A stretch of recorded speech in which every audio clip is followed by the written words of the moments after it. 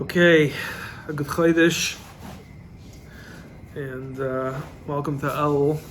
I think every time Elul comes around, there's a automatic energy in the air that shifts to a sense of excitement, a sense of seriousness, a slight sense of fear. I know the weather already in Chicago is getting chillier, and the combination of Ava and Yira, and being able to tap into that energy and being able to tap into that lane and that zone. I've been thinking a lot about just some of the things over the past year that I thought I was going to take on and stick to, that I didn't, that I didn't even think I was going to stick to, and I did, and some of the other surprises throughout the year that I either can pat myself on the back for or have to check myself to see if there's opportunity to change. And when I think about some of these things, as far as Shmir Seinayim, benching with Kavana, the way I speak, Lashon Hara, Nivel Peh, these are all historic struggles of Avishai Lev. There's so much that over the years we've been able to chip away at, people can chip away at, and there's so much that remains fleeting as it relates to being able to tap into that. And when I look at the main reason for myself as to why sticking with certain things versus others seems to last or not last, it's really the lane in which I'm choosing to live in that kind of dictates that. And what I've been thinking a lot about is going into Elul is, if the entire battle that a balabas in America or wherever you may be is to try to handle the challenges of life, the financial pressures, the family, the mitzvos, the minyanim, the kaveh itim b'Torah, the watching how we speak, to being a growth-oriented person, the askanos, giving yourself over to a community, and being able to give yourself over to other people, being about tzedakah. It's really a never-ending list, and a lot of it comes back to what we feel is the fundamental way to get there is through money, or through working harder. And while some of that's true, we put ourselves in a really tough position because we become Gashmiish driven for the right reasons even, but it's a trap. We can't get out of it, and we don't end up living like Olam Habanik Yidden, people that are trying to get to the ultimate prize, and we forget the ultimate prize. Because if we were Olam Habanik Yidden, then we would be in a position where we would be able to find ourselves focusing on the things that truly give us peace and pleasure, because they're things that we fully control. And ultimately, one of those elements of being able to fully control our life is knowing that anything in Gashmias land is one that is going to be quite difficult for us to dictate how that's going to end up turning out. And if there was a way for us to focus on the things that we do control, it happens to be that 95% of them are Olam Habanik type behaviors. So we want this sense of freedom and peace, and we go into Elul wondering why or why not we're going to be able to stick to some of the things, or why we're not going to be able to stick to some of the things. And we've got history of sticking to some of the things and history of not sticking to some of the things. And I think a lot of it may become from the fact of we have to make the critical decision of deciding what lane we're going to live in. And we need constant reminders to remind ourselves of that. Just like we have constant reminders we've talked about on being able to connect with Hashem, and being able to remember that Hashem is the one in control, and remembering that Hashem is the one guiding everything. So every single interaction we have is on purpose. As we go into Elul, we have to remind ourselves that we're fighting for the ultimate prize of Olam Haba. And Olam Haba has nothing to do with the fact that we're accomplishing or fighting for things on this planet that we think is going to give us some of that sustenance and peace when it won't, and it never will.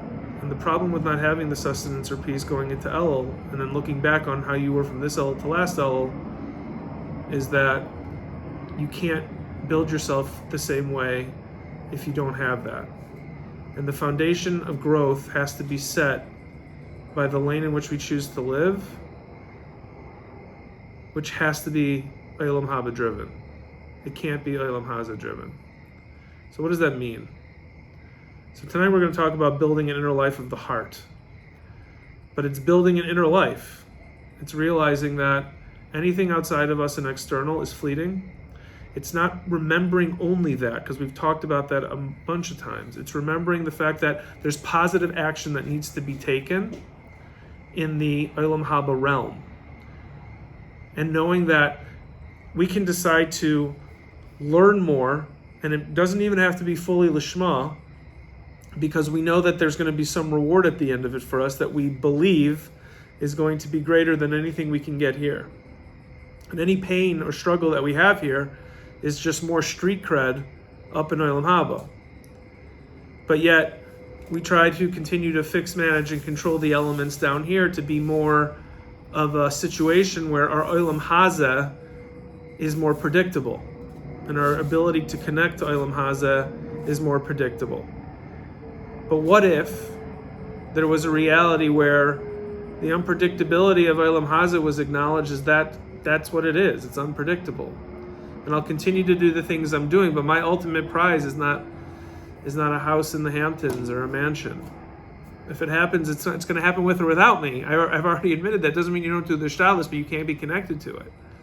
And then when it comes to going into an Elul Zman and beyond, and setting those reminders of like, okay, when I pick up my drink and I make a bracha, I'm doing it to uplift my connection with Hashem. I'm doing it to thank Him because this is a gift. And when I decide to take on more learning and I stick with it consistently, I'm doing it for the Nachas Ruach of Hashem and being able to collect my chips for Olam Haba.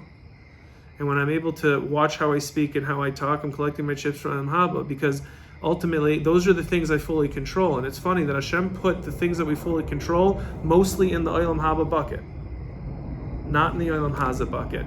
And yet we behave in the Olam Haza completely the opposite as the Olam Haba bucket, because we're not focused on it. And it's nothing we have to blame ourselves for. This isn't a guilt-ridden trip. But for a guy like me, there's so much pressure that my behavior automatically trickles into this financial control realm, this Olam Haza realm, this what can I do to control my environment realm, and then very quickly leaves what I truly control. It's a huge cluster in your head that has to be able to be cleared up. So I know for me, I had certain things that I wanted to do this year that just completely didn't even hit the radar. And I know there's certain things that I did. And the only way I was able to do them was because I set physical reminders.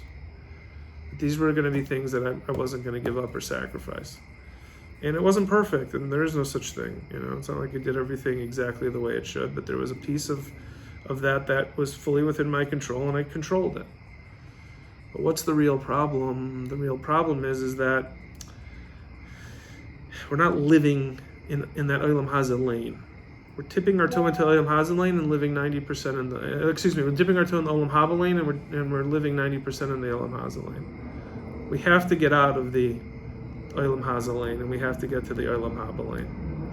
And we have to start knowing that we can continue like clowns to really think that as long as this happens, which we can't predict or control, there will be something at the end of that rainbow that'll give me what I'm seeking.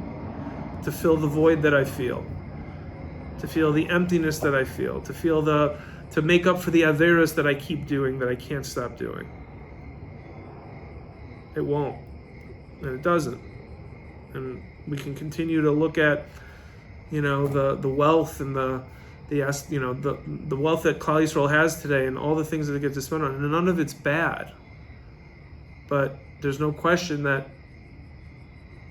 would have happened with or without a lot of those people's efforts.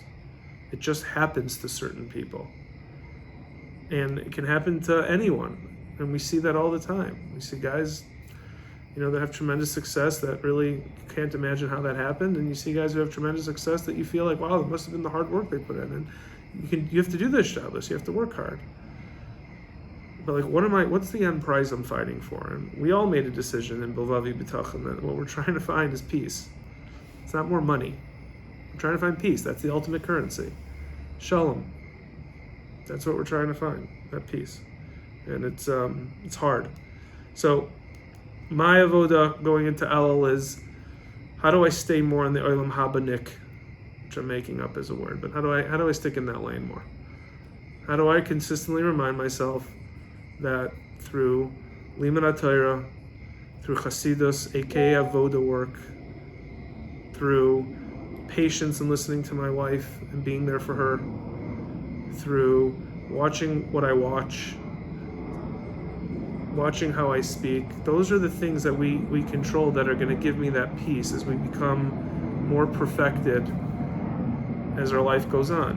And what a beautiful place it can be 10, 20, 30 years from now, a year from now.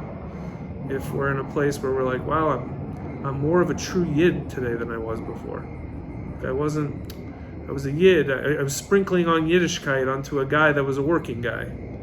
What if we could just be a Yiddish, a neshama, a good guy, a learning guy who sprinkles some of the business onto that, And the whole world it's olam hafuch. I mean, it's all upside down in many cases. I mean, even in the frum world, like we see the Gashmias as being the pinnacle around everything.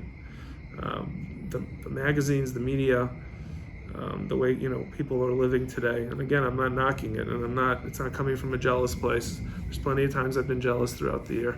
I forget which Rebbe, but there's some story that there's a guy that used to come he used to a businessman when he'd come to the Rebbe, he'd put on Shabbos clothes to visit the Rebbe. And then eventually he feels like I'm living a double standard. Like I'm gonna come how I am during who I really am, and then that's what I am. And then he went to the Rebbe with his whatever work clothes. And the Rebbe said, why are you wearing this? And he said, because I feel like I'm fooling you the whole time. And I was like, I thought the whole time you're fooling the world with what you're wearing out there. When you come here, it's who you are. And here you're using yourself.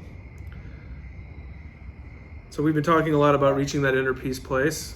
And at the end of the day, getting to that inner peace place is only going to happen is if we align ourselves with Yiras Shamayim, Avas Hashem, Avas Yisrael, learning, davening, being there for family and friends, enjoying our ruchnias. It's the only way. And a lot of people are struggling on being able to really get there as much as they want it. There's so many guys I speak to that want it. They want to get to that place, but they get thrown off course because it takes a lot of work. That's where the work is. And guess what? You can't work that hard at two things. You can't be that hyper-focused and hungry for success in the material world and success in the spiritual world. Something has to give. It can't both be that focused. We're not built that way. There can be multiple areas of focus, but one conquers all. And the honest question we have to ask ourselves is, as Balabatim, in a world that we're not surrounded by the Beis Medrash all day, are we taking the Beis Medrash with us or not? Are we surrounding ourselves with that Kedusha, that Avoda, all day long, or are we not? Are we surrounding all of the Avoda and all of the Kedusha with all the other responsibilities we have? And with that, we don't become the people that we want to be. And it really has to be reversed. And while it's not easy to hear, it's the truth. And I'm not there, and whoever's listening may not be there, but that is still the truth. And that's the thing about Bilvavi we've talked about. We may not like what he has to say, but it's emes. And so today we're going to talk about building that inner life. So as we go into Elul, hopefully that one thing we'll be able to do is we'll be able to go in with like an inner focus of like, maybe it's not just taking on little things to change, which are of course huge. But maybe it's about reorienting the lens in which we look at ourselves through and the lives through. And then when it gets hard, we can talk to people. That's the thing. Guys will be going strong in something for a period of time, and then they just fall off, but they usually fall off hard. It's not like they fall off like lightly and jump back on. There are plenty of guys who do that. I'm not one of those guys. When I fall off hard. But maybe there's an opportunity where when we're ready to fall off, we have people we can speak to, whether it's reaching out to a chavrusa, it's reaching out to a therapist, it's reaching out to me, it's reaching out to whoever you may be close with to be able to say, hey, I've been trying to conquer this. And as long as it's not addiction-based, which there's plenty of addiction that people aren't addressing in themselves, which is a whole different sugya. But if it's addiction-based, if it's not addiction-based, there's ways to curtail it. There's ways to put bumpers on your life so that the ball is shifting one way or another, but you're staying within the lane. And I guess that's the best example. We got to put the bumpers, LO bumpers up right now, because we're going to go like this. But we don't have to fall into the gutter. Oh, it's a phenomenal example. I'm extremely proud of that. Okay. What page? Page 48. Building an inner life of the heart. Bilvavi part 4, page 48. Recognizing in the heart the true good. The actions we do throughout the day are many. Davening, learning Torah, doing mitzvahs, and other things we have to take care of. What is the one point that connects them all? Let us examine the words of Mesilas Yesharim. The main reason for a person's existence on this world is to do mitzvahs to withstand difficulties. However, it's proper that a person should only be directed towards Hashem, so that he should have no goal in mind in any action he does, small or big, other than closeness to Hashem, and to break the barriers that separate him from the Creator. Now, anytime we read Torah, we read it as, okay, it's telling me what to do to be a better Jew. Let me reread it from a Bilvavi Bitachon mindset. So in that same paragraph, let us examine the words of Mesilas Yesharim, and I'm going to add in parentheses. If you want to live more at peace, and you want to stop chasing your tail, and stop being constantly up and down, miserable, anxious, or upset, the main reason for a person's existence is to do mitzvos and to withstand difficulties, in parentheses, which you cannot do the way you're currently doing it, chasing material goods and efforts.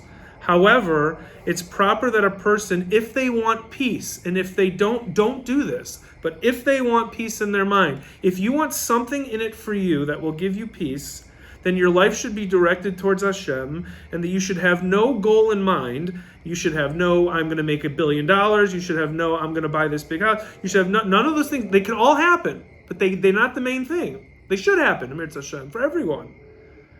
In any action you do, small or big, other than remembering that if you want peace, you have to give it up to Hashem with frequency. You have to surrender. You have to have bittul.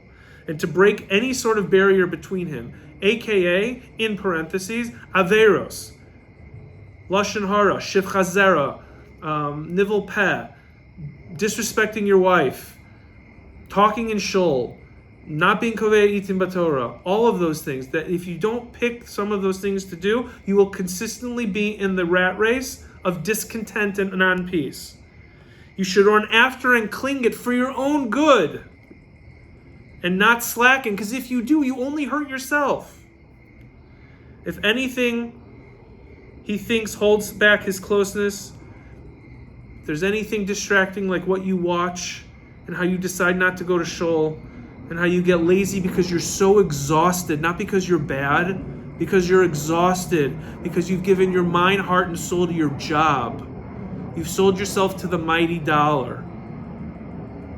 Because you've just disconnected, because you only have energy for so much. You've totally exhausted yourself in a bad situation with bad partners or bad friends or a bad marriage. And you only have so much energy. You should run. I'm not giving marriage advice. You should run as if it's fire. Here the Mesilas Yesharim is telling us a great rule, a rule that has no exception, that we should have no other goal in whatever we do other than be close to Hashem for our good. He doesn't write that. I'm adding that. For our good. We look at mitzvos and minyanim and Gemara and Chasidus and Avoda. We have a lot of guys very into the learning, but the Avoda piece, it's hard. And I was just in Eretz Yisrael, I was just in Poland, and I learned about the Musar movement and how it all started and just like the battles that went on about Musar and like all the ways in changing ourselves. It's not because Hashem needs it. It's not because it gives him any sort of currency on us. It's because it's for us. It's the medicine. It's the medicine to the menuchas hanefesh. But yet we continually go back to this lane. The lane of gashmias. The lane of pain. The lane of discontent. The lane of anxiety. The lane of anger.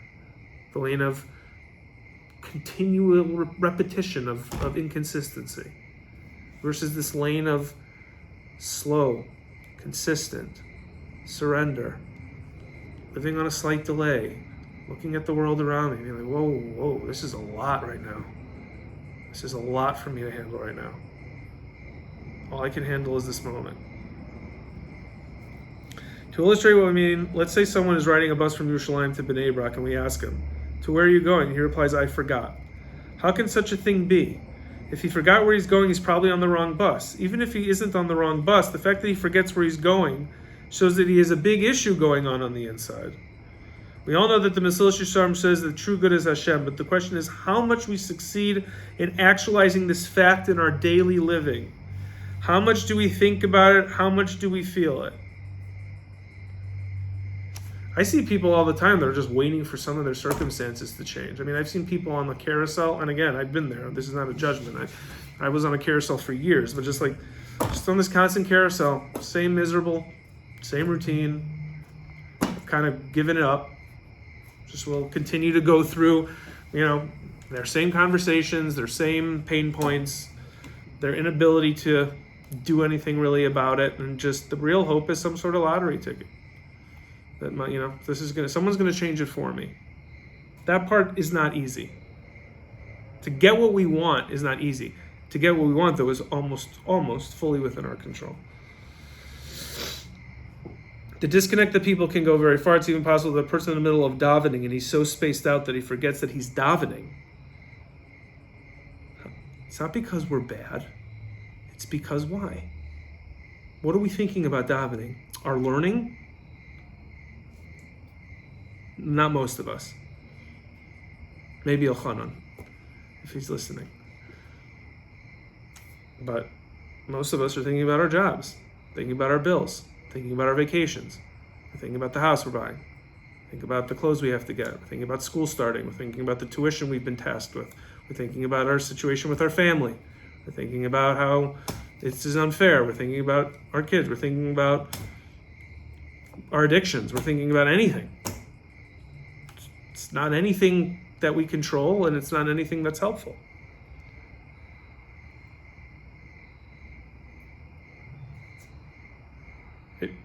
A person has to be aware of whatever he's doing. If a person is driving a car, it's dangerous. If he spaces out for even 1 second, our avodas Hashem as well needs our constant focus.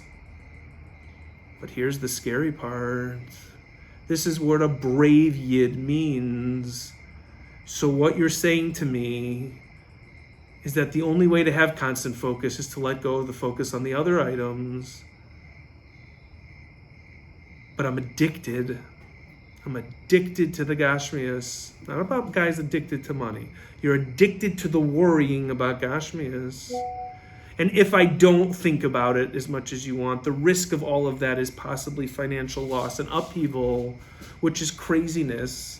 I've had conversations with people, myself included, of if I want to learn more in the mornings and I don't go to the office, like how much am I losing a year? If I get there at 10 o'clock or 11 o'clock because I'm learning. What? Like that's the cheshbon? That's what I'm worried about? And Olam Haba Nikki would be like, I'm going to learn as much as I can and then work as least as I can. That's a high level. I'm not saying that we do that. But there are learning guys that happen to work and working guys that happen to learn. And then guys in between and guys who do neither. We want to be learning guys who happen to work.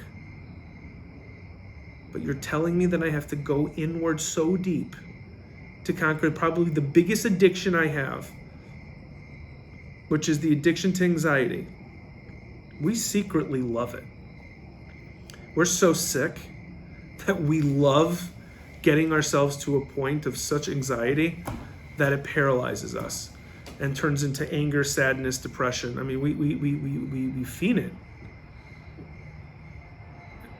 And all Hashem is asking us to do is, it's poison. It's not an addiction where it's physical, it's mental. And it can be conquered by making a decision and a focus. I'm fighting for Olam Haba. I'm gonna do the Olam Haza thing because I gotta do the Olam Haza thing, but I'm fighting for Olam Haba. If God grants me the money to do nice things, great, I'll do it. I'll enjoy it. Hell, I'll go on vacation. I may go with my svarim. I may not need vacations as much. One of the things with sobriety, when I got sober, Tammy would be like, you want to go out? You want to go out? You want to go out of town? You want to go to Miami? Do you want to go downtown? Like, whatever. And like, I needed it so much less because I was so not physically and mentally like unhappy. It's like, yeah, I mean, we can. I'm also good just staying home. Good staying home. I was never good staying home. I was out all the time because I was feeding the addiction. I started to realize like walks are nice. Like this whole like sitting outside right now at a night like this in Chicago, 68 degrees by myself, a little music, no smoking, no weed, no drinking, just being there. I felt like a child again. I mean, it was emotional in the beginning. I mean, people didn't see this, but I'd sit there and just tear up because it'd be like, I haven't even heard the crickets in years. Like I was running and gunning. So it's like, we have this opportunity to just be like, we can stop the madness. We can stop the madness. But we got to realize what it is, and it's an addiction. And if we get to a place where we can stop that addiction by simply giving it up, we can only do that by what he says, which is constant focus. It has to be constant, and it has to be the focus. It has to be a reminder on your phone every half an hour that says, don't stress the Gashmias. Just focus on the Ruchnias. Whatever message you want to leave yourself, just focus on the Ruchnias. You're at work. I was at work today. Perfect example. Relentless pursuit of drip IV therapy in states that we're in. I was today, my people are at the Missouri Healthcare Conference. I'm getting my phone buzzed off the chain. Yosef Nathan's phone is buzzing. We're getting emails. Same thing as all the other states. State of Missouri sends out a letter while my people are at the conference that you can do IV therapy. It's a good intervention, but know that, it doesn't really have any clinical value and you can capture it. But if you do, we're going to be looking at it and they're at the conference. People are coming over to them. And I only survived these moments today because totally non-Ruchni. I've just gone through it now a handful of times, so whatever, it's business as usual. But in the beginning and even today, it's like, okay. It's not the end of the world. We'll deal with it. There's people who are nervous, and we're not going to lose a client over it. It's noise.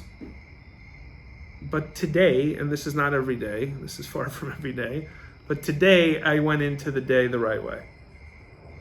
And today was the first day back after I've had travel and events and company stuff. It's all over. I'm here for Til Yontif. I can completely lock in for Elul. Tammy and I are in a great place. She's not traveling anymore for a while. We've had an exhausting August, Baruch Hashem. And I was able to go into it the right mindset. And I promise you, I said, Hashem, Gamzu, baby, let's do this. Another state, another problem. Let's do it. Completely fine. And it comes from the fact of the reminder of the tickler on my phone. Hashem, my tickler is Hashem has it, let it go. Every hour on the hour. Hashem has it, let it go. Hashem has it, let it go. And you know how I know that I still have so much growth ahead of me? Is because the idea of letting it go, let me change the word of, and I was just listening to this podcast, the idea of how important boredom is. This podcast was about the importance of boredom and getting ourselves to a place where nothingness is completely okay, which is the anti-anxiety. It's the anti-do anything about the situation. It's the idea of being able to get bored. And that was the whole theme. Get bored. The world needs to focus on getting bored. If you think about how deep that is. That means no distraction, no music, no phone, no people, no physical, nothing. Just get bored. You need to find, the psychologist was talking about the ability to get bored. We need to get bored within our day to spend time on how we are holding mentally. Are we mentally okay?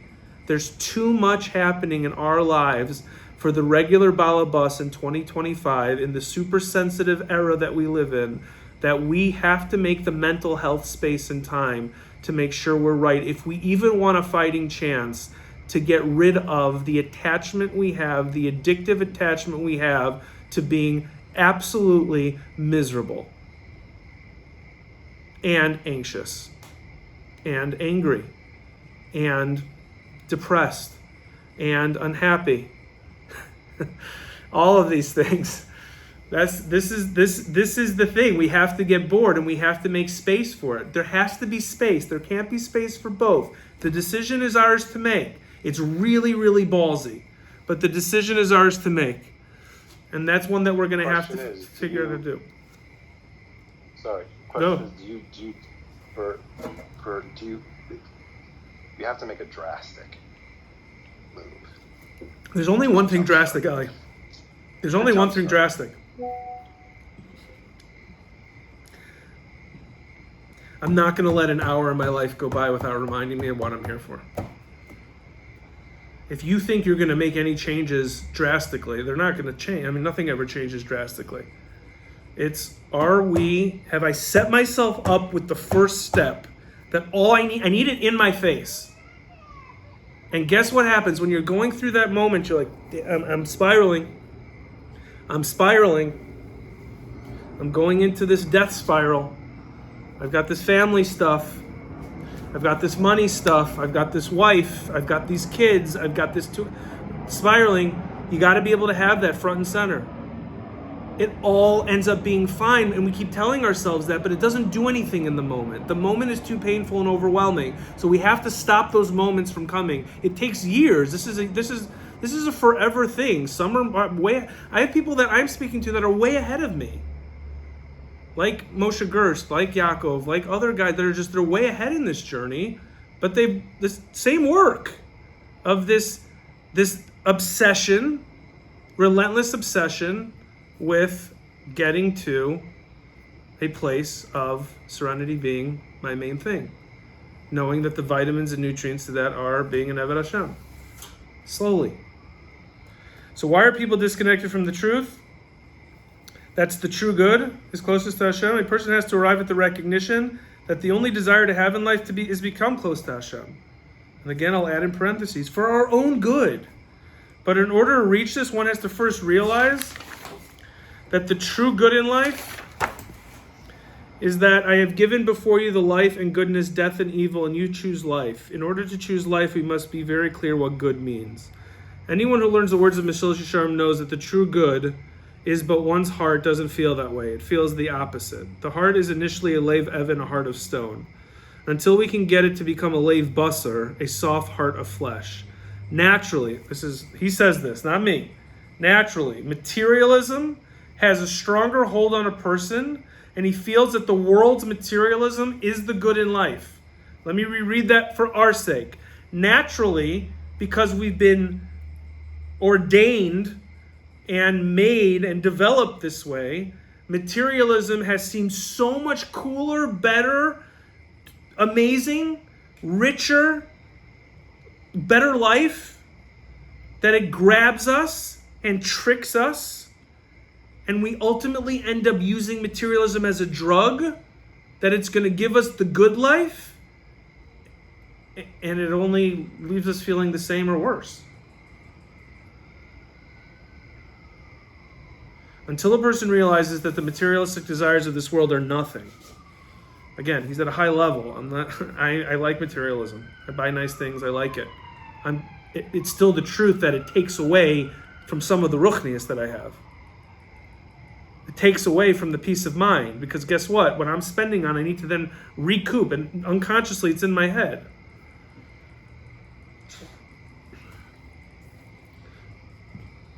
As long as a person never feels the words of Mesilas Yesharim that only closest to Hashem is the true good, and that everything else is worthless, then his heart will feel that this world is good. A person can't desire, this is his words, a person can't desire both this world and the next. Chavis Alavavas writes that this world and the next world are like fire and water, which cannot be mixed together. When a person's heart doesn't feel the truth, the mind as well gets affected by this, and what happens is that a person does not live his life with a mindset of how he can act to become closer to Hashem, and life becomes routine. The root of our avoda then is to first clarify to ourselves in our hearts what is truly good. I will say it a different way. The root of our avoda then is to clarify for ourselves, what do we really want? And let's say we make the ultimate sacrifice, which is, Avishai, it is a risk that if I put in less work and less worry and less concern, that I'm not going to watch my six, I'm not going to know what's happening around me, and I will be affected financially. But I may be at peace. So I'm not as rich, but I'm more at peace. Is it worth it? Maybe if you think it is for yourself, then yeah. If it's not, then not. But that's the worst case. And it's still silly to say out loud. Because when you have more peace, that means you're more happy. That means you're filled with true joy, because joy is our nature. Hashem created us to be joyful. If we're not joyful and serene and at peace, then there's something wrong with ourselves and the environment in which we're surrounding ourselves in. And there's a way to get to that joy and peace and that serenity. And what happens to be through Avodas Hashem and connection to God, when that surrender starts to occur and that peace starts to formulate in your body, guess what happens? You start putting that out into the world. And there's this energy you start putting out. And what you put out comes back to you. Al pi Kabbalah, al pi the Sfiros, al pi Torah. That is the world that is true. You manifest, you co-create with Hashem by setting yourself up as a kli of positivity. And if you have a kli of positivity, the shefa will follow. If you have a kli of negativity, if you have a kli of anger, if you have a kli of pain, if you have a kli of addiction, if you have a kli of discontent, then that energy will follow you back. So not only does it end up being a bracha for your spirituality and for yourself and your mindfulness, it also will leak into the Gashmias realm without you doing any of the work that you initially did. Just because you're changing yourself. The root of the avoda then is to first clarify to ourselves in our hearts what's truly good. Let us give an example. We'll finish with this. From the physical world and learn from a great lesson. Hashem created people with certain human natures. If you ask most people what is good in the world, the answer is money. This is not just a verbal statement. This is the whole way people are living their life. The entire essence is screaming out, I love money, his words. They think and talk about it all day. And we're Yidden from Yidden are the best, because they'll talk about it all day without thinking that they're talking about it. Yeah, well, I mean, we were wheels up at 0700 and we got to the bungalow colony, and it's a colony. It's a house. It happens to be a bungalow colony. It's a nice house. We built. It was built, and we had three kiddushim on Shabbos, and one was maybe better than, some had sushi, with the chef on prem. Some had meat. I mean, we don't do meat boards anymore. We had carving stage. It doesn't matter. The point is, none of this matters. It was a nice Shabbos. How was yours? I don't know. I mean, I had chicken because I didn't want to stretch it with company. I went to Shul. I haven't left Chicago in months. Love when people talk about their vacations at Shul. People ask me, are you going anywhere for the summer? It's 2 words. Yes. Well, 3 words. Yes, I am. Not until I have one of the classics at Shul. Where are you going? How are you getting there? What points are you using? It's just not what it has to be about. It's very nice when you're able to do it, but it's just not what it's about. But it's what we're surrounded by, not just here in Lincolnwood, everywhere. It's everywhere. It's crazy what's happening now. And yet, I bet you if you took a poll, it's not like everyone that has it is happier. I mean, I know so many guys struggling with addiction in that world because they can afford it. So you can keep feeding the addiction and surviving because you've got money and no one's going to say anything. Not only is no one going to say anything, but life's pretty good right now.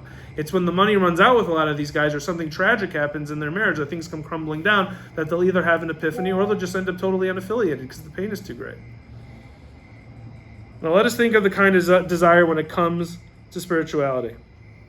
Let me finish what he wrote. When a person lives money, he develops a sense of smell for money, and he can smell out what'll get him more money. Now let us think about this kind of desire when it comes to spirituality. When a person knows what the true good is, but he doesn't live it naturally, he won't run after it. And he won't either sense what will help him get to it. Only if a person is truly dedicated to searching for the truth will Hashem give him the inner senses that will show him what to avoid and what to aspire to in life. And to finish it, it's talking to yourself in the moments of difficulty. And here's me being vulnerable. So enjoy this Spotify. But there are plenty of moments in life where Avishai Lev will talk to the other Avishai Lev. I'm not going there, man. I'm not going into that mode. I'm not getting angry about this. You can Avishai, Avishai, I know you. Okay? You can be angry. You can react negatively to everyone around you. You can be a jerk to your wife. You can start talking smack. You can start speaking Lashon Hara about somebody else to make yourself feel better. And by doing that, you justify that if I don't speak Lashon Hara about, no one's going to know like he's dangerous, even though he's not dangerous. He's just a schmuck. And like, I'm going to be doing, you can do all, I'm not doing any of that, but you can. I'm healthy, serene Avishai. Like, I'm okay. I'm sober guy. Gave it to God, my higher power. You do you. I'm not doing it. I'm not doing it. So if you want to be worried and you want to be anxious, you go be anxious. But leave me out of it. I'm shutting my computer. I'm taking a walk around the building. I'll be back. I'm done. Sounds crazy, but for me that works at times. And at times it doesn't. At times I'm like, I'll be there in a minute. I'll look at Avishai and be like, save me a seat, buddy. I'm coming. And I'll shut things down real quick.